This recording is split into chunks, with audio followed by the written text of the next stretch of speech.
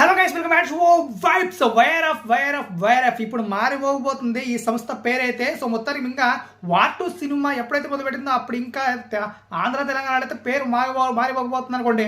ఆ రేంజ్లో ఆలోచన చేస్తుందన్నమాట.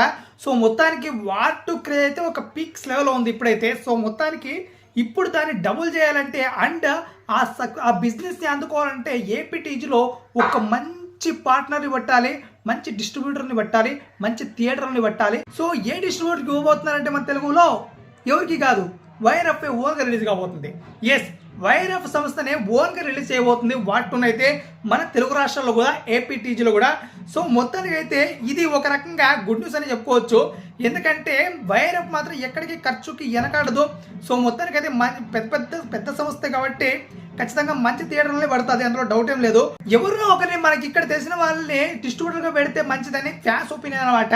సో మొత్తానికి ఒక చింటూ లాంటి వాళ్ళని, ఎస్ చింటూ అంటే నాగవంశీ భయ్య, సో నాగవంశీ లాంటి వాళ్ళని ఒక యూత్ని పట్టుకుంటే మంచి థియేటర్లు ఎదుకు పెడతారు కదా. సో అలాంటి వాళ్ళని పట్టుకుంటారు భయ్ అంటూ సజెషన్లు వదులుతున్నారు.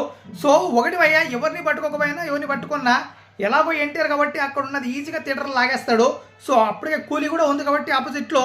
సో ఖచ్చితంగా ఎలాగో రెండు సినిమాలకి ఈజీగా థియేటర్లు బాగుండా దొరుకుతాయి, అందులో ఎటువంటి సందేహం లేదు. బట్ ఇప్పుడు ఆ వైర్.ఎఫ్ ఓన్ బిజినెస్ ఇక్కడ చేయబోతుంది కాబట్టి, ఓన్గా రిలీజ్ చేయబోతుంది కాబట్టి ఖర్చుకు మాత్రం ఎక్కడ కూడా అస్సలు వెనక చూసే ప్రసక్తే లేదనమాట. సో ఖచ్చితంగా మంచి థియేటర్లో పడుతుంది. సో ఇంకొకటి కూలీ కూడా మంచి అన్నపూర్ణ స్టూడియోస్ని వెతుక్కుంది భయ్య. డిస్ట్రిబ్యూషన్ అయితే ఇక్కడ కూలీకి అన్నపూర్ణ స్టూడియోస్ చేయబోతుంది. సో చూడాలి ఏ రేంజ్లో ఇప్పుడు విధ్వంసం జరిగిపోతుంది రెండు సినిమాల మధ్య. ఖచ్చితంగా వైర్.ఎఫ్ అయితే మంచి థియేటర్ అయితే నేను పట్టుకుంటుంది అనుకుంటున్నా. సో ఇంకా ఎవరైనా డిస్ట్రిబ్యూటర్లు, నాగవంశీ లాంటి డిస్ట్రిబ్యూటర్ని, యంగ్ డిస్ట్రిబ్యూటర్ని పట్టుకుంటే చాలా బెస్ట్. ఇంకా డెప్త్గా థియేటర్లను అయితే స్వాధీనం చేసుకునే అవకాశం ఉంటుంది. సో చూడాలి మళ్ళీ ఏ రేంజ్లో ఉండబోతుందో 14th కూలీ వర్సెస్ వార్2. సో మీకే అనిపిస్తుంది ఈ రెండు సినిమాల్లో ఏది విధ్వంసం సృష్టించబోతుంది? తప్పకుండా మన కాంట్రోల్ తెలియజేయండి. ఇంకెంత కలిసి సబ్స్క్రైబ్ చేసుకోవాలండి.